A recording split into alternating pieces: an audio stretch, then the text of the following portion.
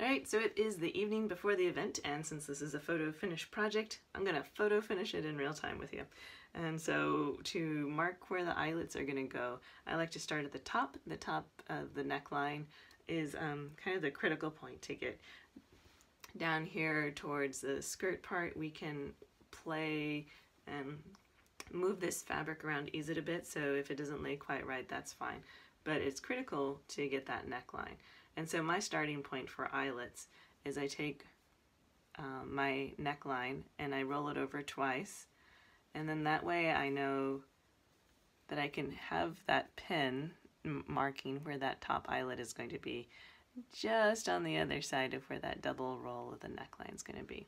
And I've already rolled this over and stitched it down by hand. So hopefully that should work well.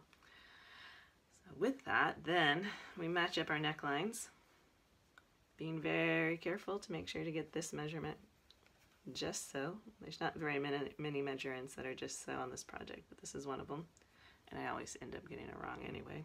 But that's okay. That's what a lovely brooch is for, right? Just to cover any of all that up. And so line it up and then put in a pin on the opposite side. And then I like to pin all of this in place.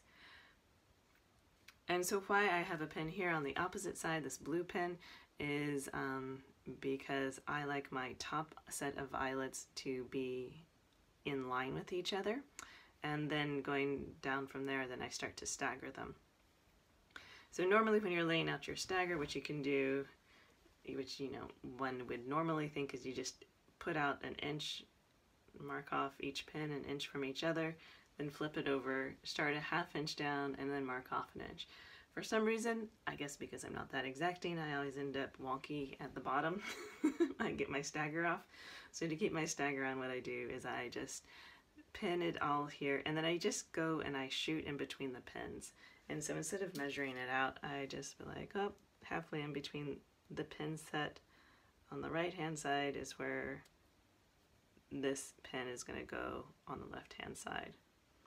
And so halfway between these two pins on the right hand side, I don't know, the one side, side A, I put the pin in halfway between for side B, and just move on down, rinse and repeat, making sure that you are keeping your pieces of fabric kind of lined up and that you're not pulling them one way or the other, so that halfway between.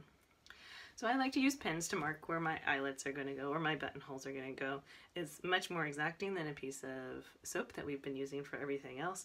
And then also with my sewing machine, it's really easy that you put the buttonhole device here, and it sews it this way, and then I can just use that pin to pull it out.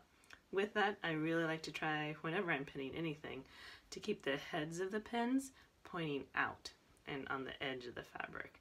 And what this does is two things, is that it makes it really easy to pull them out as you're going, but more importantly, it prevents having this like spiky array of pins just ready to tear your skin. The pins, the sharp point of the pins, are kind of a little bit more protected here against the fabric.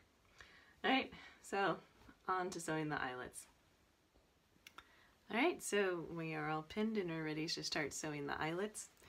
When my sewing machine, it does not sew eyelets very well. The eyelets are too tiny and they just aren't of very much use. So then what I do is I use a really tiny small button hole, and so you can see that there, super tiny, and I use one that has round edges. And so I don't know, again, not period, but I find that it really works well. And so even though I stitched it in white here, I'm going to stitch it in blue. So this one, for all of this, I've just been using black thread because that's close enough for this, but for the eyelets I'm going to switch over to a thread that I specifically purchased for this fabric. And one little tip on thread, choosing the thread color for your project, is sometimes when you're looking at those racks and racks of thread, it's hard to decide what color to use. And with that, you want to get something that's close enough, and if you have to go either a little bit lighter or a little bit darker, it's always good to go just a touch darker in color, because when you stitch that in, the thread usually stitches in lighter than what it looks like on the spool. So This one is pretty darn close. I wish the lighting was better so you could see it, but it was a little bit darker, but that's okay because when it stitches in, it's going to be near on perfect. So that's exciting. All right, so off to the skedaddles zillions of eyelets. Yay! All right, so we are all set up and ready to have the eyelet or buttonhole marathon. Thankfully, there's only 32, so it's not as painful as it could be. That's what audiobooks are all about. Anyway, so with this though, one thing you'll notice is I have like all of the dress on the table itself here, and that way I can make sure that there's no tension that is going to be pulling the fabric and shifting where this mechanized buttonholer is going to go. Because sometimes if you have like the weight of the dress hanging off of the table, there's enough tension that it will distort the mechanized buttonholer. So just go make sure that this is nice and it's going to be moving free. There's nothing that's going to catch it in its movement.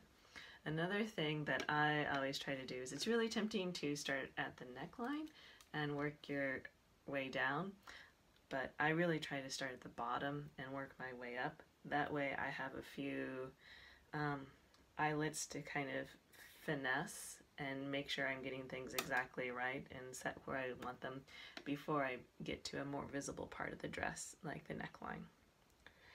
So here we are, and I'm going to line up my first buttonhole using the pen as a mark, and then before I sew the buttonhole I remove the pen and get this all lined up, and off we go.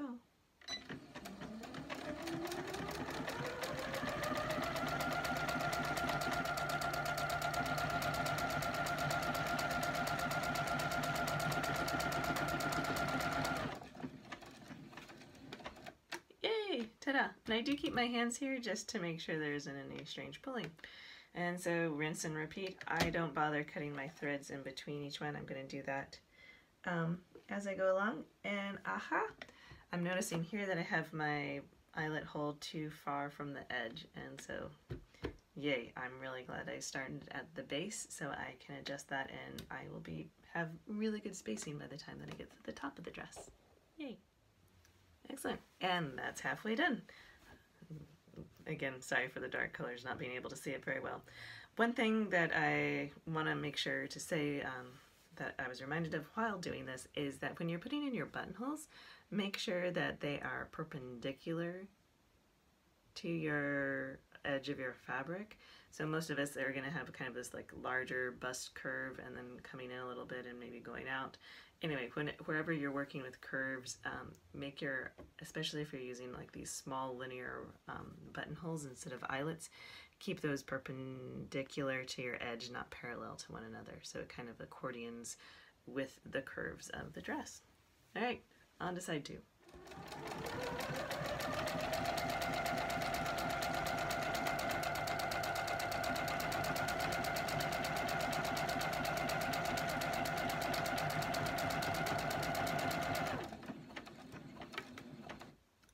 Ta-da! Last eyelet, or buttonhole.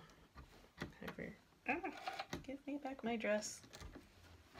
Grumpy presser foot. Anyway, so those are all the eyelets, and so as I mentioned earlier, I had already pre-rolled a lot of the neckline and rolled that over and hand stitched it down. I did leave a chunk of it, a couple of inches unstitched, so then that way I'd have really nice, free, easy access to be able to, sorry, I just had a momentary panic and wondered if I put my eyelets in on the wrong side. No, but we're okay. So I'd have plenty of space to do that rolled